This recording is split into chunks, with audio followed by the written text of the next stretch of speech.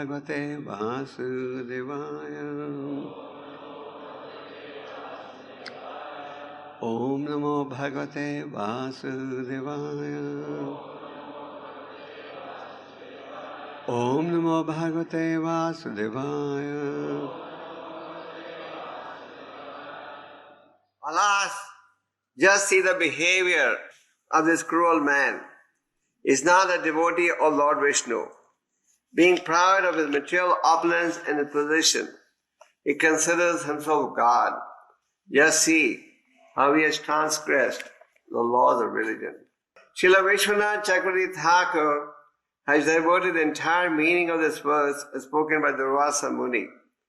The Rasa Muni used the word Nirsamshasya to indicate that the king was cruel.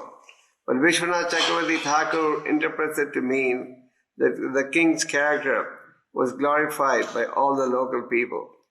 He says that the word Nar means by all the local people, and Samshasya means of he Amrish, whose character was glorified. Similarly, one who is very rich becomes man of his wealth, and therefore is called Shriya Unmatasya. But Śrīla Vishwanath Chakravarti Thakur interprets these words to mean that although Maharaj Amrish was such an opulent king, he was not mad after money, but he had already surpassed the madness of material opulence. Similarly, the word Isha Manina is interpreted to mean that he was so respectful to the Supreme Personality of Godhead that he did not transgress the laws for observing Ekadasi Parana, despite the thinking of the Rasa Muni, for he took only water. In this way, Śrīla Vishwanath Chakravarti Thakur has supported Amrish Maharaj and all his activities. So as I said earlier, there are 3 verses prior to this with no purpose, but they have an important meaning. So we'll read text 41, 42 and 43. O best of the Kuru dynasty, after he drank some water, King Amrish, meditating upon the Supreme Personality of Godhead within his heart, waited for the return of the great mystic, the Rasa Muni. Text 42. After executing the ritualistic ceremonies to be performed at noon, the Rasa returned from the banks of the Yamuna. The king received him well, offering all respects, but the Rasa Muni, by his mystic power, could understand that King Amrish had drunk water without his permission. Text 43. Still hungry, the Rasa Muni, his body trembling, his face curved and his eyebrows crooked in a frown, angrily spoke as follows to King Amrish, who stood before him with folded hands. And now, text 44, that's the verse on the board. Alas, just see the behavior of this cruel man. He is not a devotee of Lord Vishnu. Being proud of material opulence and his position, he considers himself God. Just see how he has transgressed the laws of religion. So we are reading a very wonderful pastime of Amrish Maharaj, the great devotee of the Lord, who was a king and a devotee at the same time. Therefore, he is called a Raj Rishi, just like Parikshit Maharaj is also addressed as a Raj Rishi. In the Vedic days, the heads of state were not only the heads of state, but they were also devotees of the Lord. And as a result, society was prosperous and peaceful. As the Bhagavad Gita says, whatever great men do, others will follow. So when the leaders are God conscious, the society, the citizens are also God conscious. And when the leaders are devotees, the citizens also follow in their footsteps. So Amrish Maharaj, as we read, had fasted, and he took the advice of the Brahmanas, what should he do in a situation like this, because he had invited the Rasa Muni for prasad, and the Rasa Muni had not returned in time. And he consulted the Brahmanas. It is described in these verses, in this chapter, that these Brahmanas were free of material desires. That is explained in the verses, that they were free of material desires. So that is one of the qualities of a Brahmana. One becomes a Brahman on the basis of qualification and not on the basis of birth. Chaturvarnamaya Shrishtam Guna Karma Vibhagasaha. And these were genuine Brahmanas. In the 18th chapter of the Bhagavad Gita, the qualities of a Brahmana are described. Shamo, Damo, Tapo, Socham, Shantir, Arjam, Evacha, Dhyanam, Vijnanam, Astikam, Brahma, Karma, Subhakajam. A Brahmana should be peaceful. He should have self-control, control over his mind, body. Then he should practice austerity. He should observe purity, tolerance, honesty, knowledge, wisdom, and religiousness. These are described to be the qualities of the Brahmana, as explained in the 42nd verse of the 18th chapter. In prior days, the kings would have as advisors Brahmanas. The kings were Kshatriyas, and they would have Brahmanical advisors.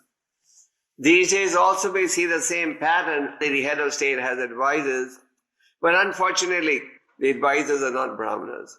The advisors are also debauchees, and therefore the advice they also give is contrary to religious principles. So King Amrish consulted the Brahmanas, but ultimately he made the final decision. So the Vaishnava has full knowledge, and after drinking the water to break his fast, King Amrish, as it is explained in text 41, he meditated upon the Supreme Personality of Godhead. As it is said in the earlier verses, Sarve Mana Krishna Padaravindayo. May my mind always meditate at your lotus feet. So King Amrish, he was meditating on the Lord in the heart. So Krishna is situated in everyone's heart as the Paramatma, and the devotee meditates on the Lord. In the Nectar of Devotion, we read about so many rules and regulations for the execution of devotional service. But Rupa Goswami says that the purpose of all these rules and regulations is to bring us to the point that we always remember Krishna and what? Never forget Krishna. That's a goal that we all should work to achieve. That we always remember Krishna and we never forget Krishna. So here's a head of state who is meditating on the Supreme Personality of Godhead. So we as devotees should also take inspiration from King Amrish's example of how he was meditating on the Supreme Lord. In the Bhagavad Gita, 18th chapter, Krishna says, Manmana bhava mad bhakto madhyaji mam namaskuru. Mame vashi satyam de prati jane priyoshime. Always think of me, bow down to me, become my devotee, and offer your homage to me. And if you do these four things, Krishna says, you'll come to me without fail. Now, Durvasa Muni was a mystic yogi. Durvasa Muni, one of his various characteristics is that he gets easily pleased and easily displeased. And Durvasa Muni had mystic powers. As it is reported, Durvasa Muni would travel with 10,000 disciples. He would never travel alone. Fortunately, he didn't have to buy any airline tickets. If he had to buy airline tickets, he'd probably... He had mystic powers, so he could travel with the mystic powers.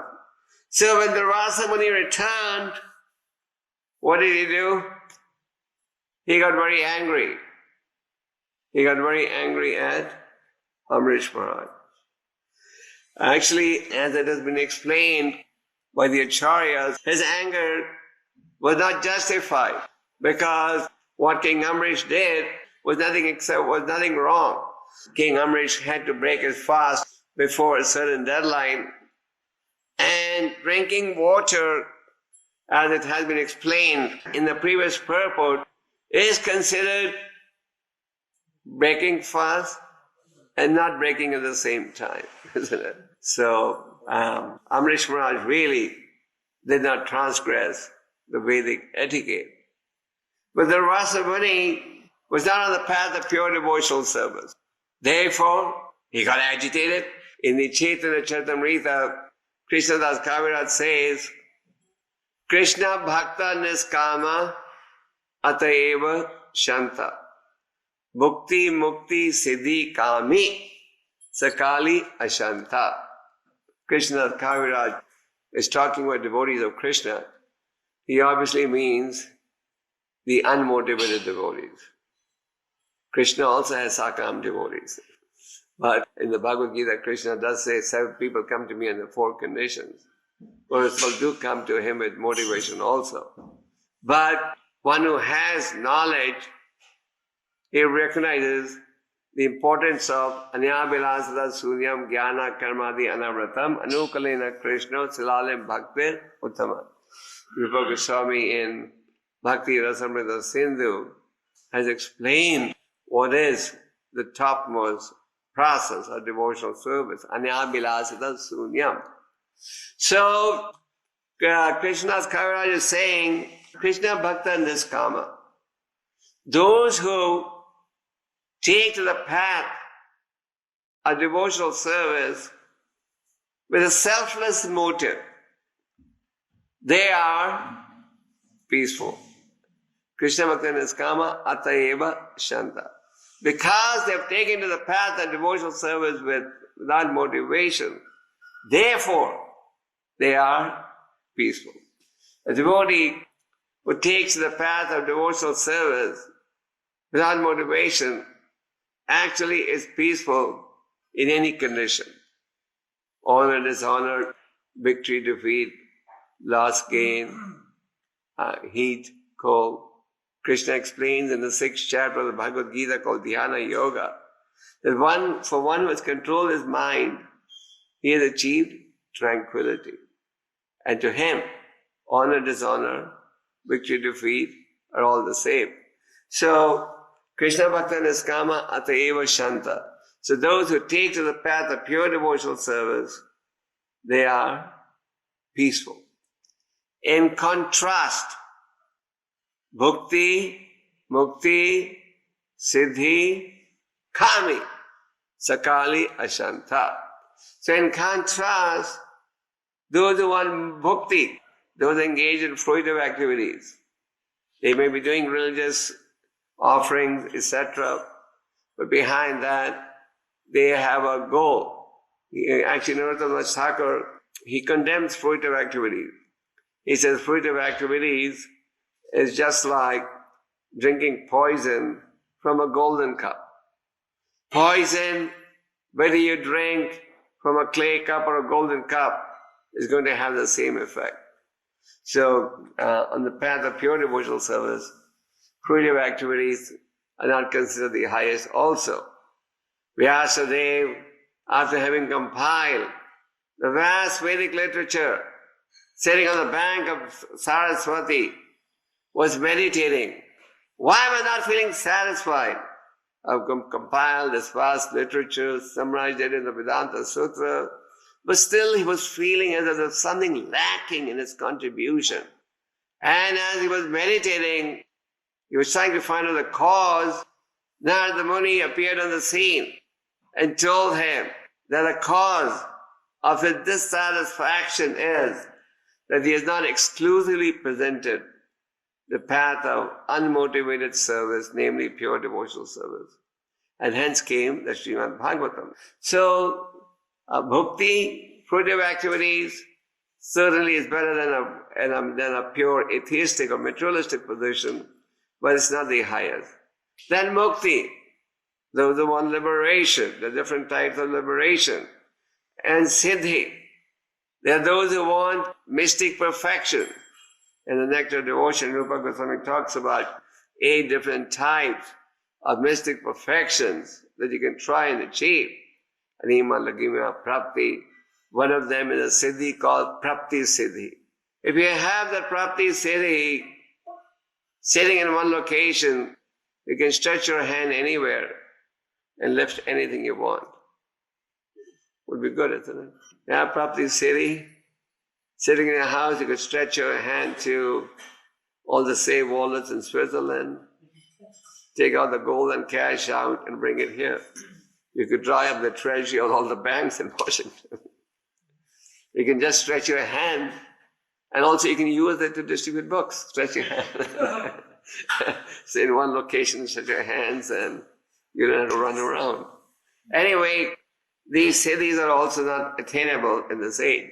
So, Krishna's Kavara says, Mukti, Mukti, Siddhi, Kami. He said, all these individuals are lusty, Kami. Hence, Sakali, Ashanta. Therefore, they're not peaceful. So the Rasa Muni had mystic powers. But mystic powers don't give you pure devotional service.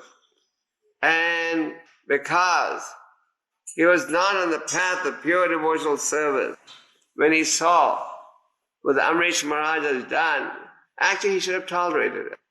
If he was on the path of pure devotional service, he would just have tolerated it. Queen Kunti tolerated so many inconveniences. Kunti and the Pandavas were banished in the forest. They had to go through so many difficulties. But Queen Kunti never protested. She never said, my dear Lord, why are you putting me in all these difficulties? After all, I'm your devotee. We see that neophyte devotees, if they have to face difficulties, etc., they get very surprised, angry at the Lord. Why did God make this happen to me? What wrong have I done? Because everybody likes to think he does no wrong. That's one of the characteristics of human nature. Everyone always thinks, I'm straightforward, honest, always right.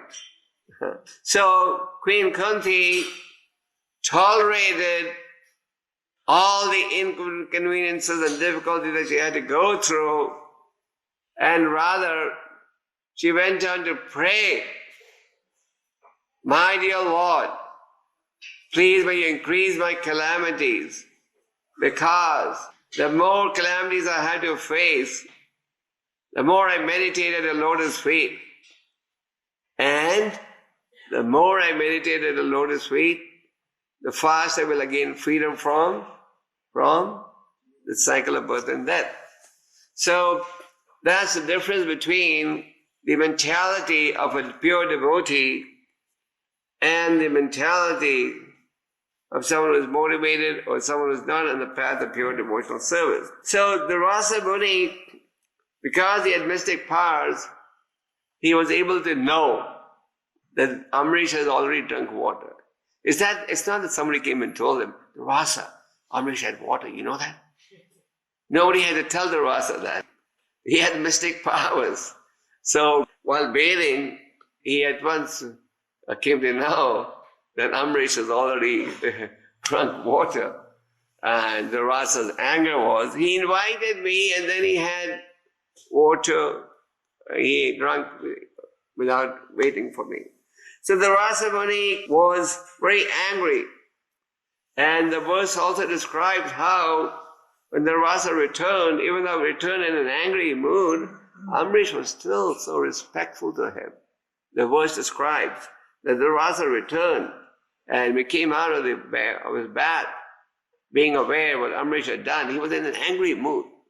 But still Amrish was respectful to him. So this conveys another important message for we devotees, which is that a devotee doesn't believe in tit for tat. Material philosophy is tit for tat, isn't it? A tooth for a tooth. And in different languages, they have different equivalents. In Russian, they say zub a zub, tooth for a tooth. So tit for tat You're angry at me, I'm going to get angry at you, so let's see who wins. No, Amrish Maharaj was an exalted Vaishnava. So even though the Rasa Muni came in an angry mood, ready to curse him, he was still very cool. And he offered him all respects. So that is why Chaitanya Mahaprabhu recommends the path of humility and tolerance. Chaitanya Mahaprabhu instructed his followers to write volumes of books, but he left behind only 8 verses identified as the Sikshashtaka. And Chaitanya Mahaprabhu is teaching us to be more humble than a blade of grass, more tolerant than a tree. We all step on the grass, isn't it? The grass aperitarian. So the Rasa Muni was in a very angry mood. And then he spoke as follows. What did the Rasa say? He attacked Amrish Maharaj's character. He said, look at the behavior of this cruel man. Amrish Maharaj was innocent. But here he is being accused as a cruel man. He's not a devotee of Lord Vishnu. A blind man thinks everyone's blind. So he attacked him. Being proud of his material opulence and his position, he considers himself God. Just see how he has transgressed the laws of religion. So the Rasa Muni was so angry because Amrish Maharaj invited him as a guest, but instead of feeding the guest first, he ate himself. Of course, this is an etiquette that you normally feed the guest first. If you go to someone's house, the host and hostesses, what do? They first feed the guest. And that should be an important practice. Similarly, applying this law or guideline in our ISKCON temples, we devotees should also have the mentality that we first take care of the guests who come to our temple. Then we eat. Actually, the best devotees are those, or the most advanced, those who eat right in the end. First they want to serve all the guests who come. Sometimes we see that as soon as the lines open up, the devotees are competing with the guests for prasad. And naturally the servers, out of respect, they first give it to the devotees. And the guests usually have to stand in line, wait longer. But looking at the Vedic etiquette, our etiquette should be that we serve the guests first. We let the guests eat prasad. And after we serve the guests, looked after our guests nicely, then we can sit down and take prasad. So the Rasa Muni says, he should have waited for me to eat first. He invited me. So from this we can learn an important lesson from the Rasa Muni's instruction, that when guests come to our Sunday feast and even on other days, we should try our best to give them some prasad, as we said the other day. The highest etiquette is, if every guest who comes, make him sit down and serve him hot prasad. As Prabhupada told us to do that. He would say we should have a running kitchen, and everyone who comes, we should make him sit down and serve him hot prasad. In Tirupati temple, they have a hall where they serve prasad to everyone. I think it's free. Anyone who comes all day, he can go there and get free prasad. So Prabhupada really wanted that in ISKCON temples, especially in the big temples. So the highest says, when a guest comes, you offer him prasad. And if you can't offer him prasad, okay, too expensive, we can't afford it, we don't have so many cooks, etc. Then at least offer him water. Of course, water is also getting more expensive day by day. At one time, water was considered a free commodity. 20 years ago, water was considered a free commodity. But now water also is getting expensive. About 5-6 years ago, one devotee told me in Washington that every time you flush toilet, it costs you 50 cents.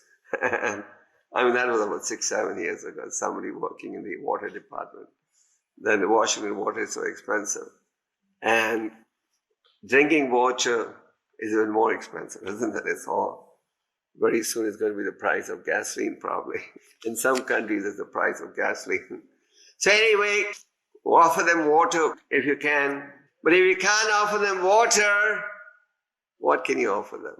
Sweet words of welcome. That don't cost any money, do they? That probably costs more than water and food in a way. But that requires humility. That requires a humble culture. To offer people sweet words of welcome, you really need a humble culture, isn't it? You offer everyone sweet words of welcome, regardless of whether he's rich or poor, regardless of he's handsome or ugly. So, if you can't offer them even water, offer them sweet words of welcome and a mat to sit on. You have plenty of mats in the temple, I see that for sure. So they don't have to handle guests except on the Sunday feast probably. You may not have enough mats for everyone.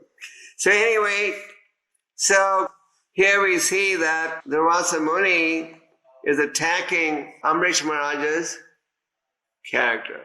He has found fault with many of them. And then the Rasa Muni, in an angry mood, he came to the realization, I must teach this Amrish a lesson. I should teach him a lesson. How dare he be disrespectful to an exalted mystic yogi like myself. But he was a powerful mystic yogi. So he produced from his sika, he took a bunch of hair from his head, probably from his sika. It is said that these mystic yogis keep their power in their sika. Because there's a nice story. During Bhaktivinoda Thakur's time, there was a bogus yogi in Orissa who was acting like Vishnu. This bogus yogi was flirting with people's wives, daughters, sisters, mothers, and many people complained to the British government that this bogus yogi is committing this fraud. But many people were worshipping him as Lord Vishnu, as incarnation of Vishnu. So the British government gave this complaint to Thakur Bhaktivinoda, who was the district magistrate at that time. And Bhaktivinoda Thakur, of course, knew this man as Lord Vishnu. So he proceeded with his police force to the jungle where this mystic yogi was residing. When Thakur Bhaktivinoda arrived at his house, the mystic yogi said, Kedarnath Datta, this was Thakur Bhaktivinoda's material name, I know why you've come here. You've come here to arrest me, but you don't know who I am. I am Lord Vishnu, and when I drive the Britishers out of India, I'll make you the viceroy of India. Viceroy means the head of the country. So Bhaktivinoda Thakur said, if you're the head, if you're Vishnu, what are you doing in this forest? You should be residing in the Jagannath temple. That's where Vishnu resides. So he said, that is just a statue of wood. That is not God. So when he said that, Thakur Bhaktivinoda ordered his policemen to get him arrested. Anyway, he was arrested and brought to Puri for a trial. And when he was brought to Puri for his trial, his followers would come and protest in front of the court, release our Guru, release God. And Lord Thakur Bhaktivinoda refused to budge. All his family members fell sick. And all, wife, children. And the whole town started saying, because Thakur Bhaktivinoda has committed an offense in imprisoning the Lord Vishnu, this is the punishment. And everyone was pleading with him to release him, but he was totally unmoved. Then the trial went on. And one day when the trial, or when the impostor was being taken out of the court, there was a British barrister there who had read that these mystic yogis get their mystic power from their hair, from the 𝐾𝐲𝐬𝐭𝐫𝐚𝐜𝐿. So he came from behind with scissors, cut his 𝐾𝐲𝐬𝐭𝐫𝐚𝐜𝐿. And as soon as he cut his 𝐾𝐲𝐬𝐿, the mystic yogi committed suicide. He died.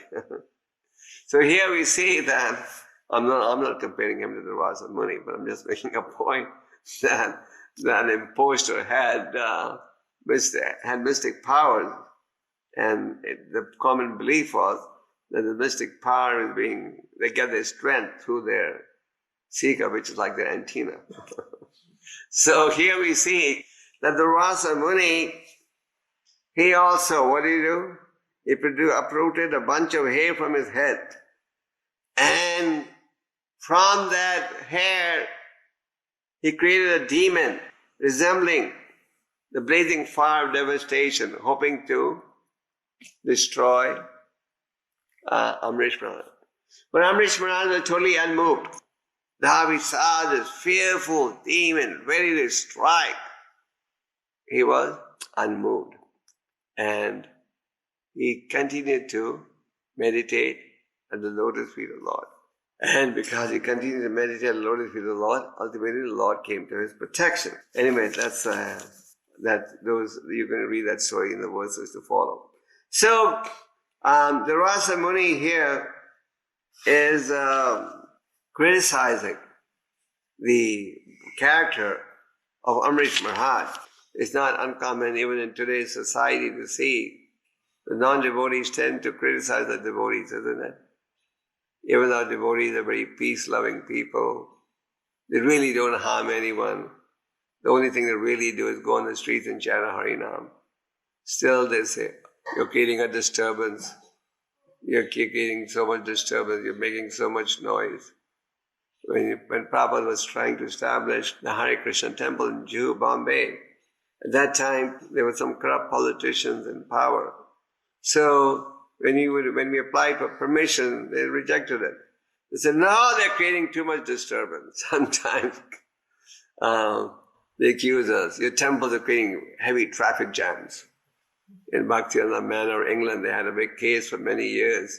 And one of the big allegations was the temple's creating a big traffic jam. So our cars can't move. So they were trying to close the manor down for many years.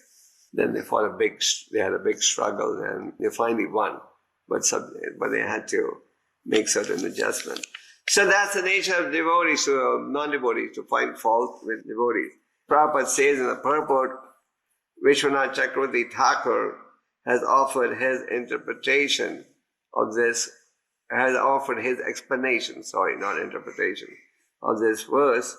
And Vishwanath Chakravarti Thakur has supported the activity executed by Amrish Maharaj. And Vishwanath Chakravarti Thakur has pointed out that Amrish Maharaj, even though he was an opulent king, he was completely detached. Like a lotus leaf was in water, but not touched by the water. It's not, generally, if a man has money, if one is very handsome, if one is very educated, then he tends to become proud, isn't it? But Amrish Maharaj, though he was so rich, he was not at all proud, and he was not at all attached to his wealth, just like the King Bharat ruled over the earthly planet, but after ruling over, he withdrew to the forest to practice meditation. So Amrish Maharaj was not attached to money. He had surpassed the madness of material opulence, and he was very respectful to the Supreme Personality of Godhead, and he did not violate the 𝐾𝐲𝐬𝐭𝐫𝐚𝐜 prana, despite the thinking of the Rasa. In other words, the Rasa's accusations are totally false, and Vishwanath Chakravarti Thakur has confirmed that. So we're reading this very nice pastime of Amrish Maharaj, and in the verses to follow, we will read how the Supreme Personality of Godhead came to Amrish's rescue. Hare Krishna.